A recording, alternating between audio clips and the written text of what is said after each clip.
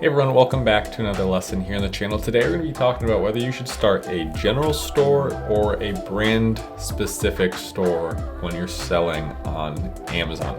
Sure to stick around to the end, it's going to be a good one. Sure to like and subscribe down below. But other than that, let's just get right into it.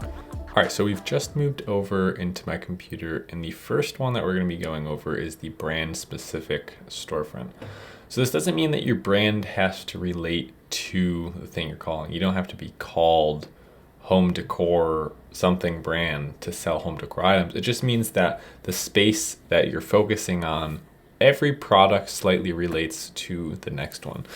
So a brand that came to my mind is one that I've seen in the home decor space for a long time. That's just a private label brand, Mkono.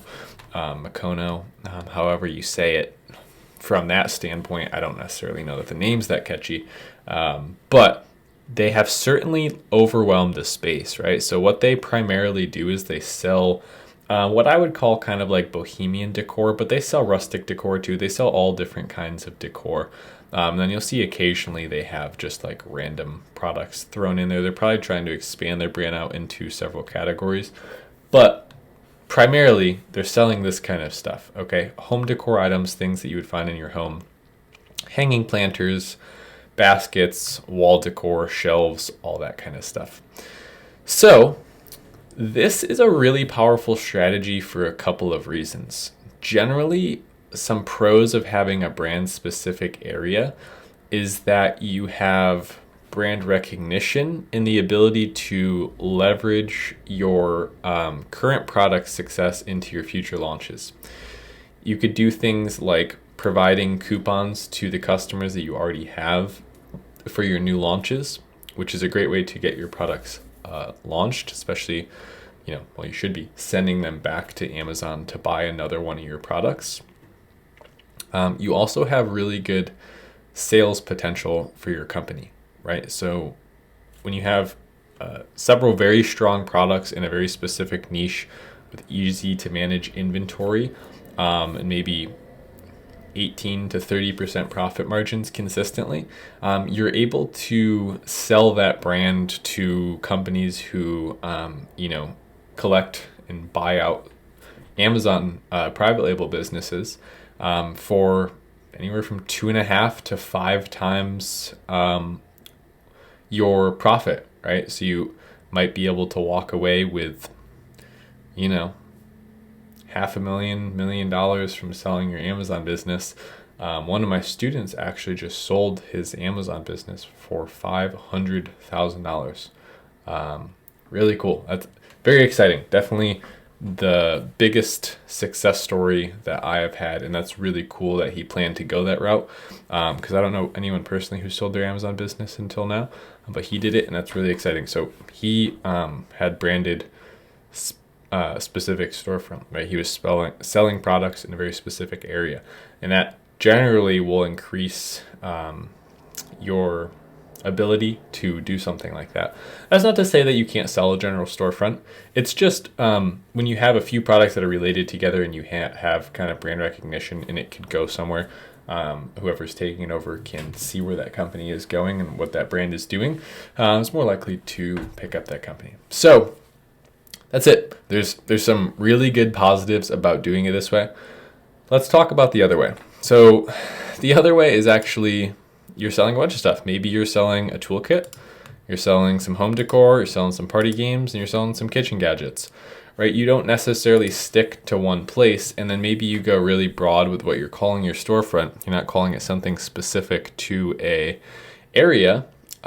So the cool thing about doing a general store, you could still trademark whatever your general store brand is. You could get brand protection, and you could still, in some sense, build brand recognition.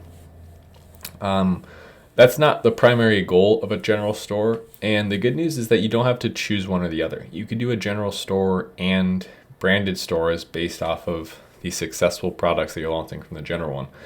I like to go that route. That's personally what I'm doing right now. I've set up my new general store, and then building brand specific trademarks and brands, it's a weird way to put it, off of the successful products. So you don't have to choose one or the other right away. If you were to choose one, I personally like going with general and just selling a couple of products to see which direction or what product has a lot of possibility. I don't like to lock myself into an area before I ever started selling there. I like to sell a couple of things, and maybe something gets going and you see there's a lot of opportunity to sell other products around that. You could do that afterwards. You don't have to come up with a brand before you start selling something. So if you were going to do one, I would say the general one generally has less pros to it. You're not really building recognition. You're not really getting customers to remember who you are. That's not a big point on Amazon, but you're not taking over a space, right? Generally, with general stores, every product is slightly different. Majorly different. I mean, they're in different categories and stuff like that. With a brand like this, a lot of your search terms are going to overlap. So maybe you're selling these plastic planters and then this taller planter. So you might be taking up multiple positions on the same page. So what I would say, this is what I'm personally doing, start a general storefront, pick a couple of products that are maybe in different categories. If you don't know, you don't have a lot of conviction about what you want to sell, go look around and see a couple examples of things that might work, they fit your criteria. Launch all different kinds of things, and then hone in on it after. Some cool things about doing the general storefront is generally you could find products that are kind of one-off. They don't have a lot of possibility for branding, but you could kind of use them as leverage for other products. They might have higher margins, and you could use those as kind of a snowball effect to build up some money to start the branded ones, which with branding, a lot of the times you're taking market share over high profit margins. So if you're just launching related products, you're trying to take up a market, you're not so interested in having perfect profit margins every time. You're more interested in just getting a lot of positions in a space and selling a lot of similar products.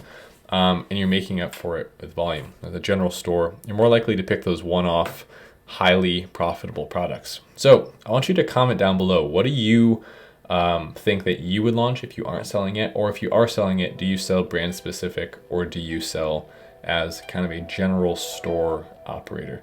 Let me know. I'd be interested in hearing from you guys. It's just a quick video I wanted to pop in. This isn't a very long or